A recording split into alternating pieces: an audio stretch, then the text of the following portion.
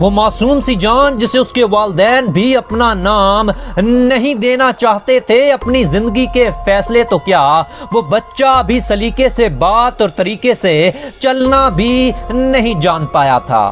یہ زیادہ دور نہیں، 1955 یعنی 1955 ہی کی تو بات تھی، پر بے شک خدا تمام جہانوں کا پالنے والا ہے۔ یہ شخص بڑا ہوا اور شروع ہی سے اپنے ارد گرد الیکٹرانک مشینز کے انبار دیکھے، انہیں کھولتا، انہی سے کھیلتا، سو وہ ان مشینوں کی رگ رگ سے واقف ہو گیا تھا۔ وہ تجربہ کار تھا، وہ مسٹر پرفیکٹ تھا، وہ ایپل کا بانی تھا، جی ہاں وہ اسٹیون پال جابز تھا، یہ کہہ لیجئے اسٹیو جابز تھا۔ تفصیل سے بات کریں گے، پر اس سے پہلے اگر چینل پر نئے ہیں تو ضرور سبسکرائب اور بیل آئیکن دبا دیجئے۔ دراصل دوستو، اسٹیو جابز 24 فروری 1955 یعنی 1955 کو کیلیفورنیا میں پیدا ہوا، پر وہ شروع ہی سے ایک بوجھ تھا۔ اس کا اصل باپ عبد الفتاح الجندالی تھا، جو ایک مسلمان تھا، جبکہ اس کی ماں ایک کرسچن تھی۔ اسٹیو پیدا تو ہو گیا، پر یہ دونوں آپس میں شادی نہیں کرنا چاہتے تھے، سو اسٹیو کو ایک شادی شدہ امیر اور تعلیم یافتہ جوڑے کو سونپ دیا گیا۔ یہ لوگ کہنے کو تو امیر تھے، پر دل کے یقیناً فقیر تھے۔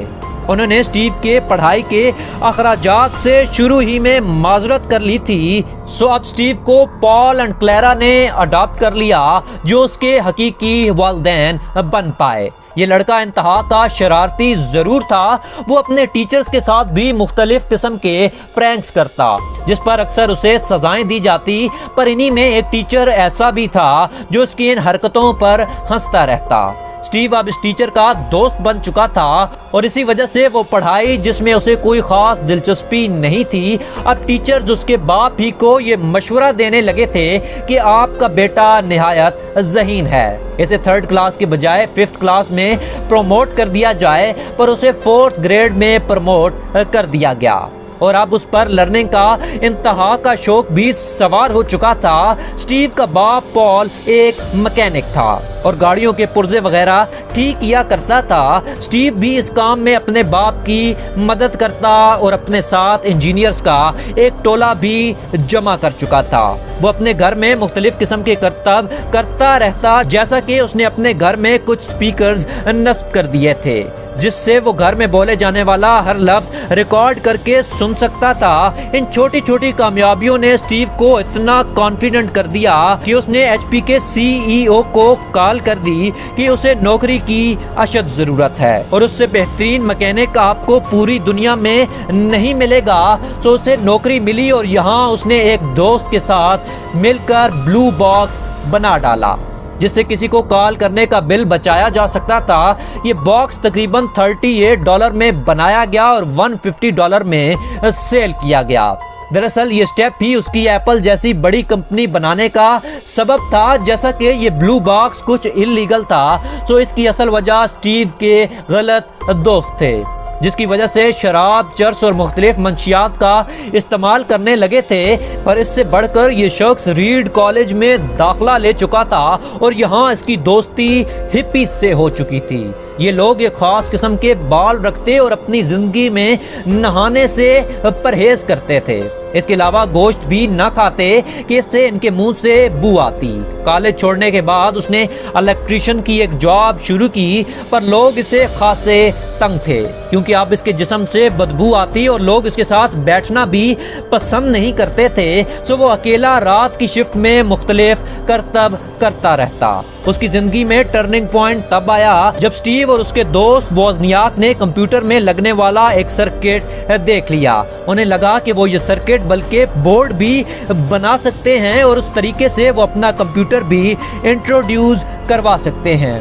یہ وہی آئیڈیا تھا جس کی وجہ سے آج ایپل $132 بلین کی بلند ترین سطح عبور کر چکا ہے۔ سو ان دونوں نے اپنی گاڑی اور کیلکولیٹر بیچ کر $1300 اکٹھے کیے، اور 1 اپریل 1976 یعنی 1976 میں انہوں نے ایپل نامی ایک کمپنی تیار کر لی۔ اس ایپل کی فلسفی صرف اتنی تھی کہ اسٹیو اکثر اپنے دوست کے سیبوں کے باغ میں بیٹھ کر ایسے آئیڈیاز سوچا کرتا تھا، سو اس کمپنی کا نام ایپل رکھ دیا گیا۔ انہوں نے ایپل 1 لانچ کیا، جو اتنا زیادہ مشہور نہ ہو سکا، اور انہیں صرف 40 آرڈر مل سکے $15,000 جو انہوں نے ادھر ادھر سے لگا کر آرڈر پورا کیا، اور آج صرف ایپل 1 کی قیمت $9,05,000 سے بھی زیادہ ہے۔ اس کے بعد ایپل 2 نے اسٹیو جابز کی قسمت ہی بدل دی اور مختلف انویسٹرز اس کمپنی میں انویسٹ کرنے لگے۔ اس کے بعد میکنٹاش لانچ کیا گیا۔ ان پروجیکٹس میں بل گیٹس بھی جابز کی کافی زیادہ مدد کرتا رہا، مگر اسٹیو کو ایپل سے ہٹا دیا گیا کیونکہ یہ ان ہپیز کی طرح کافی زیادہ چڑچڑا ہو چکا تھا اور اپنے ملازمین کی کوئی رسپیکٹ نہیں کرتا۔ اس کے بعد اس نے ڈزنی کمپنی کے شیئرز خریدنا شروع کیے جو اس کے لیے کافی زیادہ فائدہ مند ثابت ہوئے۔ اس کی غیر موجودگی میں ایپل دن بدن ناکامی کا سامنا کر رہی تھی۔ 1977 یعنی 1977 میں اسٹیو کی کافی منتوں کے بعد اسے دوبارہ CEO بنا دیا گیا، جس کے بعد اس نے مارکیٹ میں آئی میک، آئی پوڈ اور 2007 میں آئی فون لانچ کر دیا اور دنیا کی سب سے بڑی موبائل کمپنی بنانے میں کامیاب ہو گیا۔ یہ سفر کافی زیادہ دلچسپ تھا، لیکن اسی دوران 2003 یعنی 2003 میں اسٹیو کینسر کے مرض میں مبتلا ہو گیا۔ یہ بیمار رہنے لگا تھا اور یہ بیماری وقت کے ساتھ بڑھتی گئی۔ 5 اکتوبر 2011 یعنی 2011 کو اسٹیو دنیا سے چل بسا۔ اس کی موت کے وقت اس کے آخری الفاظ تھے او واو او واو او واو، جو آج تک دنیا کے لیے ایک پہیلی ہیں۔ اسٹیو جابز کے مطابق اگر انسان اپنے دل کی بات سنے اور چلتا رہے تو وہ ایک کامیاب انسان بن سکتا ہے۔ آپ کی نظر میں کیا اسٹیو جابز ایک کامیاب انسان تھا؟ کمنٹ کیجئے گا۔ آئنسٹائن کا دماغ کیوں اور کیسے چوری ہوا جاننے کے لیے اسکرین پر کلک کریں، اور ویڈیو پسند آئی تو حق ضرور ادا کر دیجئے۔ اللہ حافظ۔